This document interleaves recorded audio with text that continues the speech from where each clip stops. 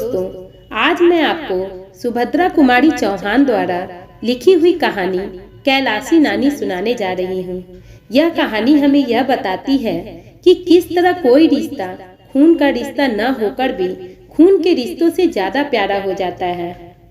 पता नहीं मेरी कैलासी नानी अब इस संसार में है भी या नहीं, लेकिन उनकी यादें इतनी ताजा है कि आज भी कैलासी नानी वही अपनी मैली सी घुटने से ऊपर तक की धोती और फटी हुई मिर्जई पहने, बगल में रोटी और नमक की पोटली संभाले और हाथों में गायों को हाँकने का डंडा लिए न जाने कितनी बार आंखों के सामने घूमती हुई दिख जाती है।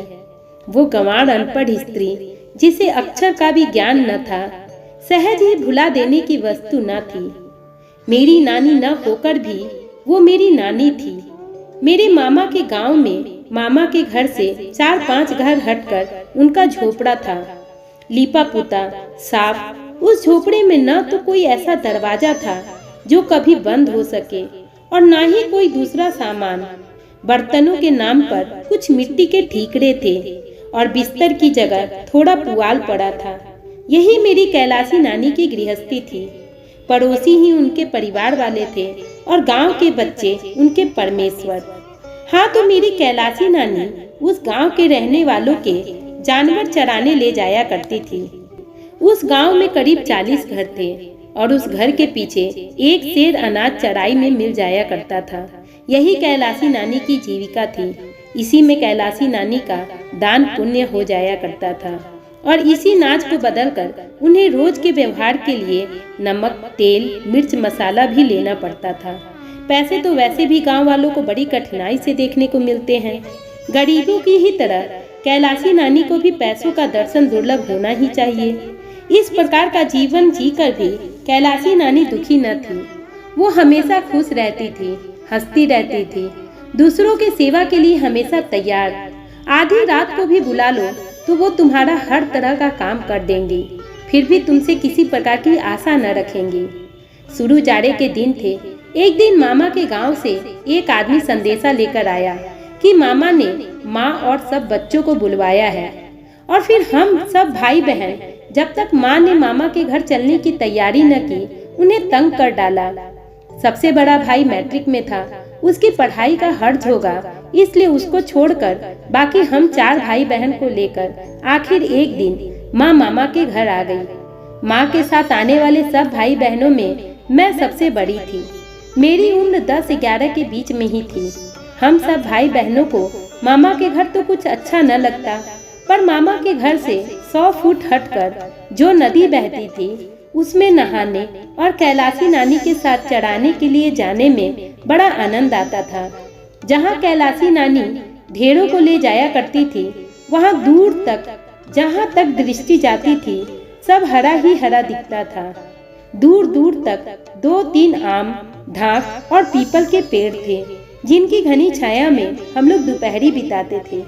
गांव के छोटे बच्चों का एक झुंड कैलासी नानी के नेतृत्व में ढोर चराने निकलता और फिर वहां केवल ढोर ही न चराए जाते थे, वहां कहानियां कही जाती, पहेलियां होती और कभी कभी रामलीला भी होती।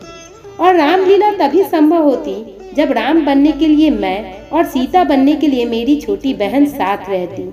मतलब ये कि गांव में रहकर जितनी बातें संभव थी वह हम लोग सभी करते। हम सभी भाई बहनों को इस ग्रामीण जीवन में बड़ा सुख मिलता। एक भाई बहुत छोटा था, वो तो माँ के ही साथ रहता, किंतु हम 3 और मुझसे छोटा भाई जो 8 साल का था और मुझसे छोटी बहन जो 6 साल की थी, रोज कैलासी नानी के साथ जंगल में भाग जाया करते। मुझे याद है हम लोग रोज अच्छे से अच्छे भोजन को यह कहकर छोड़ देते थे कि अच्छा नहीं बना है, और सच वो अच्छा न लगता था। किंतु कैलासी नानी के जंगल की वो सूखी रोटियां नमक या कभी कभी चटनी के साथ खाने में जो स्वाद आता था, उतना स्वाद कभी किसी भोजन में नहीं आया। रोटियां भी गेहूं की नहीं, न जाने कितने तरह के अनाज मिला के बनाई जाती थी। कैलासी नानी को हर घर से एक ही अनाज मिलता तो न था, कहीं गेहूं, कहीं जौ, ज्वार, मक्का, उड़द, मूंग, अरहर सब मिलाकर इकट्ठा कर लेती और रोज आवश्यकता अनुसार किसी के चक्की से पीस लाया करती और दूसरे दिन के लिए रोटियां सेक लेती। यही उनका प्रतिदिन का आहार था। यही रोटियां वो सबको खिलाती थी और हम लोग बड़े स्वाद से खाते थे। कभी कभी गांव के दूसरे बच्चे नदी में धोती फैलाकर मछली पकड़कर भूनते। उस दिन कैलाशी नानी रोटी भी न खाती, सत्तू खाकर ही रह जाती। इसी प्रकार एक दिन हम लोग कैलाशी नानी के साथ हार पर गए थे।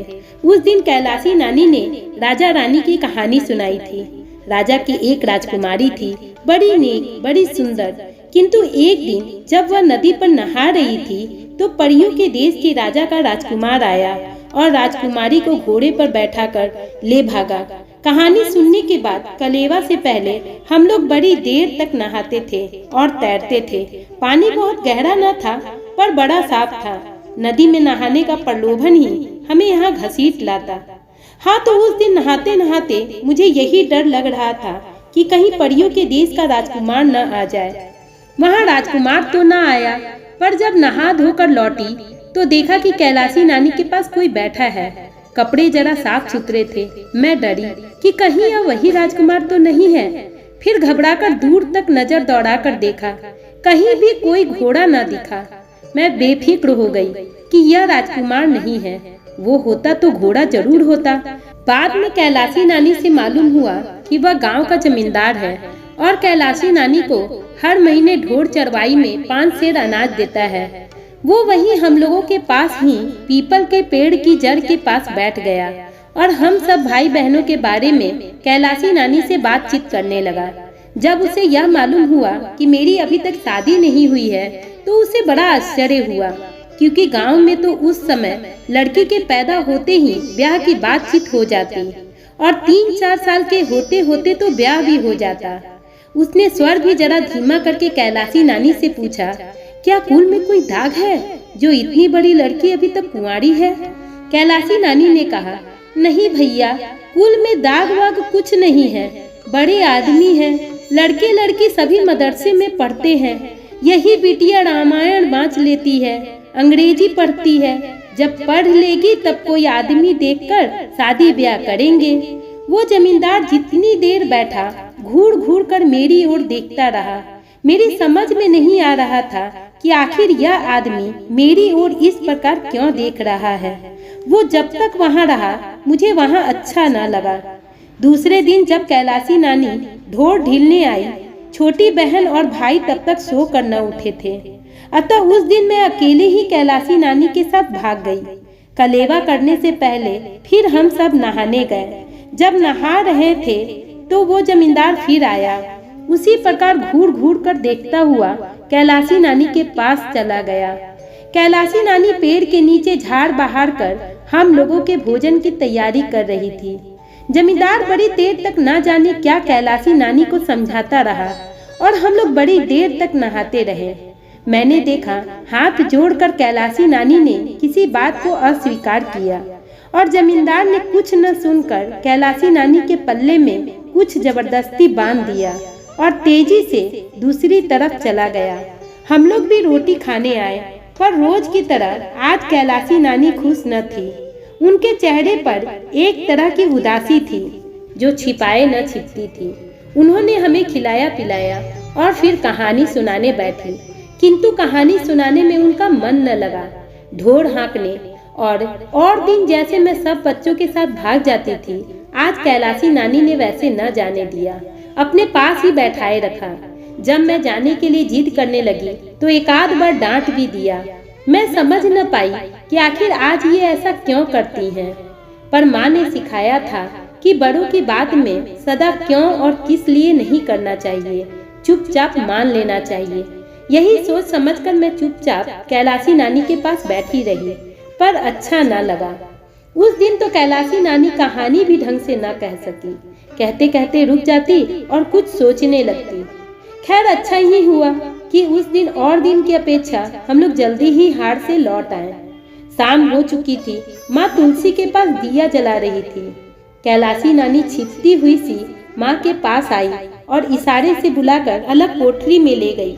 उन्होंने माँ से कहा सब बच्चों समेत वो जल्दी जल्दी घर वापस चली जाए, कारण वो जमींदार माँ की दोनों लड़कियों को यानी मुझे और मेरी छोटी बहन को उड़ा ले जाना चाहता है। जमींदार का मेरे मामा से बहुत दिनों से बैर चला आता था। शायद बैर का बदला वो इस प्रकार लेना चाहता था। जमींदार ने कैलाशी नानी से कहा था कि वो मुझे और मेरी बहन दोनों को हाड़ ले जाए।